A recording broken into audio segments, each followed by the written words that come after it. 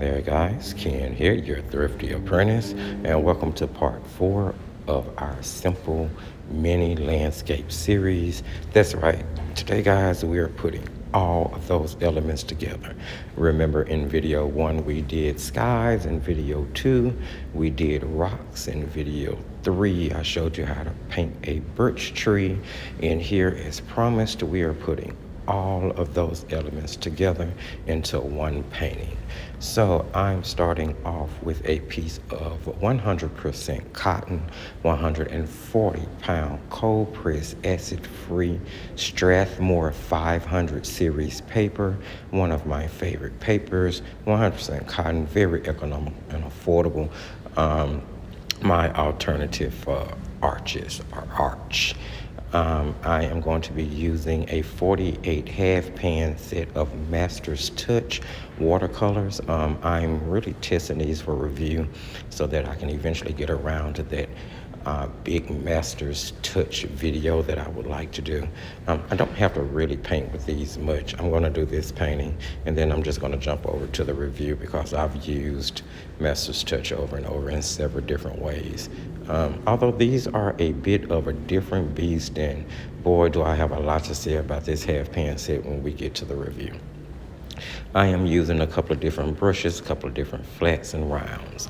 As with the previous videos, I did take masking tape and tear it down in order to mask off the birch trees, and I also did the same with the rocks at the bottom. We started off with painting our sky using 2 different colors. I do believe that was cobalt blue, which we started at the top and brought all the way to the bottom, and then shaded the very top with ultramarine blue in order to make it darker. Skies are typically darker and get lighter as they come down. You saw me then take some tissue and just dab out those clouds. You guys are really familiar with that technique already at this point. I did not shade in the bottom of the clouds for shadows. I wanted it to be a bright, beautiful day. Here you will see, catching up with the video now, we are painting in grass blades. I decided we'll go ahead and jump into the foreground, and I'm just using a couple of different greens. One of those greens was one mixed from the brilliant yellow and ultramarine, just so that I would have one green that was, harmonizing with the other shades that we were already using. So I'm going to take my time and mix different shades of greens and kind of play around with the different greens in the set in order to make all of the grass in the foreground. I really love that olivey green that I was able to make from that set, although this set really makes funny mixtures. We'll talk about that. So here, I'm just taking time to put in detail now.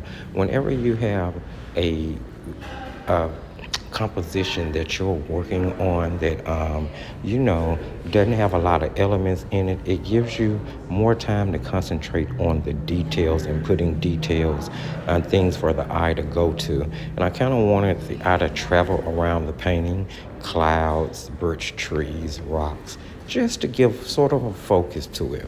Now here you see I'm actually painting in flowers. Now you can do whatever type of flowers you would like to do in your foreground. I'm just doing little dibs and dabs and dots, nothing too serious. Just putting the impression of flowers back there. I'm going to splatter paint, whatever it takes in order for it to look like maybe they're just kind of flowers going back off into the distance of that field. And I'll just take my time and do as many of them as I want. You do as many as you want, or as few as you want. Yeah, as many as you want or as few as you want. That's right. So there you see, that's where I'm splattering some of that brilliant yellow paint just to make it look like there are some little small yellow flowers kind of in that bush.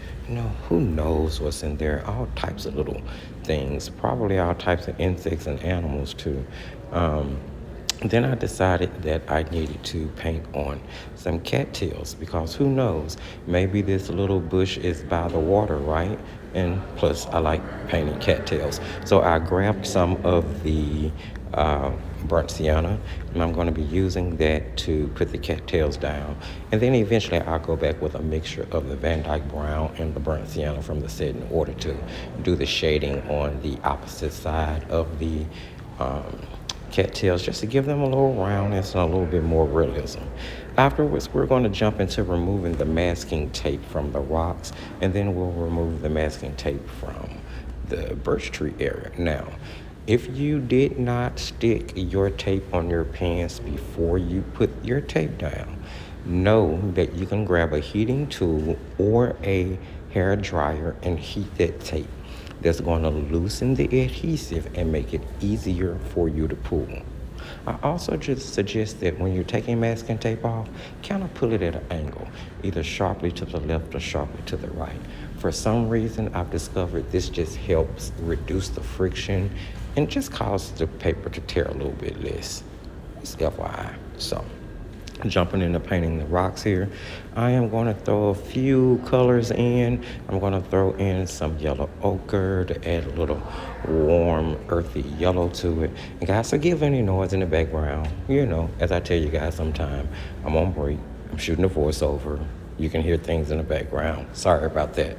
I'm going to throw in some burnt sienna into that little mixture. I'm going to throw in some Van Dyke brown into that little mixture. And then I'm actually going to make a gray. Now, it's going to turn out to be a really, really, really dark purple in all honesty, but it looks great on the paper. And I achieved that by mixing the ultramarine and the burnt sienna from this set. Now, typically when I mix those two colors together in, any set other than this one, it gives you a gray, dark, nice gray, almost black color. You could even push it as close to black as possible. But that all depends on the pigmentation of each paint that you use in order to mix that color. In this particular set, it went purple and it went muddy, which of course lets me know that these paints are probably full of fillers. However, with that said, I did go ahead and take that mixture with a flat brush, and I'm using it to kind of etch out and chisel out the shadows of the rock, the cracks and the creaks that would be in a rock. Keeping in mind that, it's going to stand out in great contrast against the earthier tones of the yellows and the reds that we used in the rocks. So take your time with this part. Make your rocks as, rough looking as you want. Put as many cracks and creaks. Work on them. You're not in a rush. It's a video. You can always pause, rewind, restart. So really take your time with this painting, guys. And I would love to see some examples on the Thrifty Apprentice Facebook page, Paints, Pencils, Pastels, and Markers, if you're a member. I love to see it over there. And you also saw me using a flat brush, because typically when painting, I try to use a brush that kind of carries the shape of the object that I'm painting. It just makes it a little bit easier for me.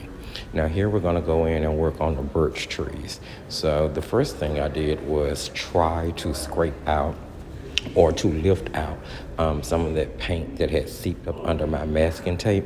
But that cobalt blue stained really bad and made it difficult for me to lift any of it out, which again is something else that leads me to believe that these paints are, not of the best top quality.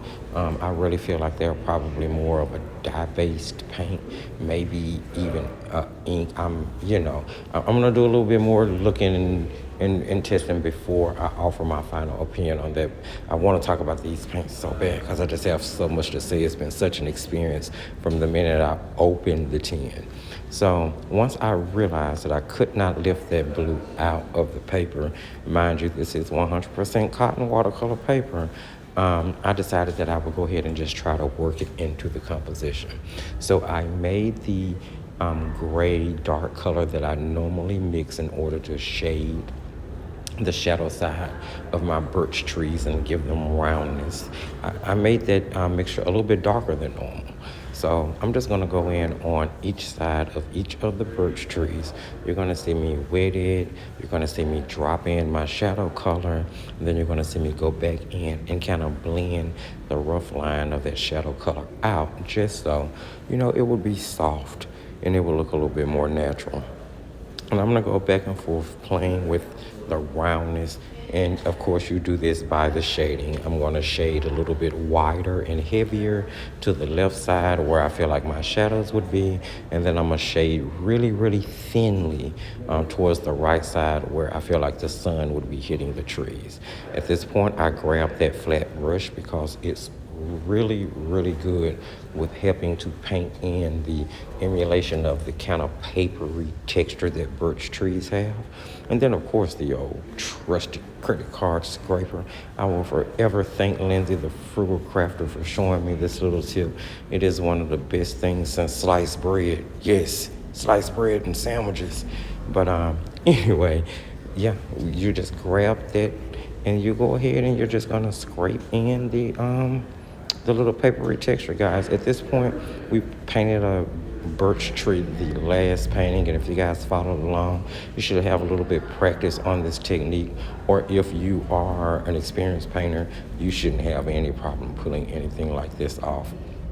So those little dark areas. Now, I'm not going to put any branches on these birch trees. I tend to like them naked without branches for some reason. Now here you'll see I turned my painting upside down. Now this is a great little trick. This is a great way to see your painting from a different angle and see what it may need or may be missing, just to get a different perspective on it. And it also helps me paint the opposite side of things. I don't know, crazy maybe. I know other artists that have similar beliefs.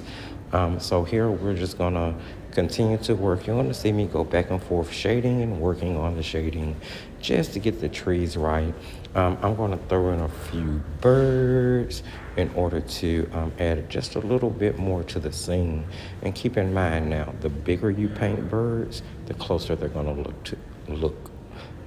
to the viewer. The smaller you paint the birds, the more they're going to look like they're off in the distance. So as you can see there, I painted those birds at 3 different levels, 3 different sizes, just so they'll look like they're at varying distances from us. Yeah, there you'll see that I signed the painting, and here I'm just going to go in and throw on some highlights. Now I'm going to throw those highlights on towards the top of the rocks. You're going to see me throw it on some of the grass blades.